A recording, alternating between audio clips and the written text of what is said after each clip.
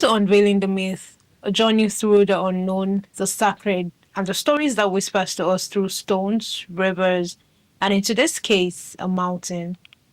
I am your host, Dami, and today we journey to the heart of Niger State, Nigeria, to stand before a mountain that watches back. They call it Zuma Rock, the rock with a face, the silent witness of ages, the looming giant with teardrops frozen in stone. Does this rock cry, and whose face is etched into its body, forever watching, forever weeping?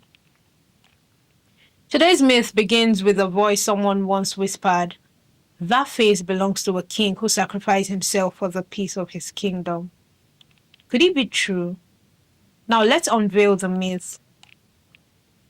Zuma Rock, standing tall and solitary along the Abuja Kaduna Expressway, is over 725 meters high, taller than Aso Rock and Olumo Rock.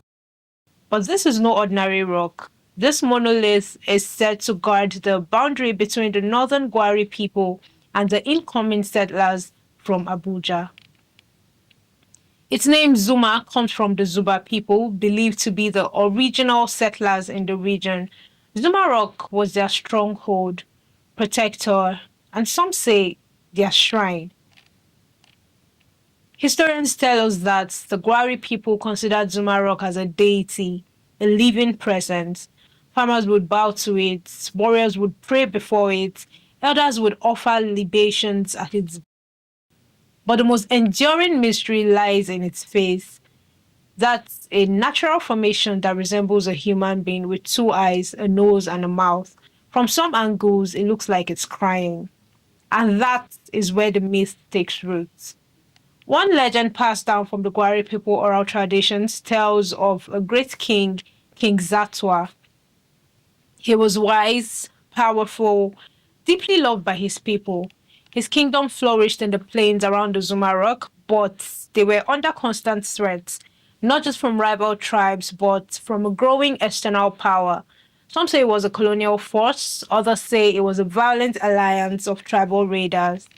Faced with certain defeat and annihilation of his people, King Zatwa consulted the oracle. The priestess of the rock told him, the priestess of the rock told him, only a life for a land can halt the coming storm. Only the king's spirits bound to the mountain can defend the people forever. In a ceremony no outsider witnessed, King Zatwa climbed Zuma Rock on the eve of the final battle. It is said that thunder shook the skies that night, and by morning his body was gone. But his face appeared on the rock, immortalized, watching, weeping. Was it magic, a divine intervention, or nature's uncanny artwork?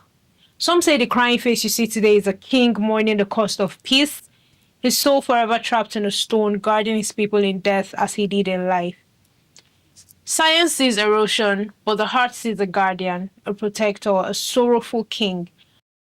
Who now do we believe? Can both truths exist? One of stone, the other of spirit. Today, Zuma Rock is more than a monolith. It's a symbol. It's on Nigeria's 100 naira notes. It has inspired poets, painters, and filmmakers. Tourists place to take photos, to ask questions. Some say their gadgets stop working near its base. Others feel watched. Yet many locals still believe in its sacred power. They offer silent prayers as they pass. Some believe the rock sheds invincible tears during times of crisis. They say it's wept during wars, it's wept during pandemics, and maybe, just maybe, it still weeps. We set out today to unveil the myth behind the crying face of Zuma Rock. We heard of King Zatwa, a monarch who lived his life for peace. We listened to science, which calls it erosion, and we heard the voice of belief, a people who see a living protector in stone.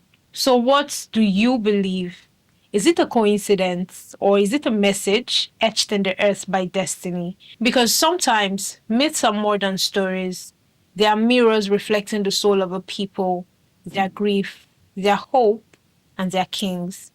Thank you for joining me on Unveiling the Myth today. I am Dami, and until next time, keep questioning, keep believing. See you next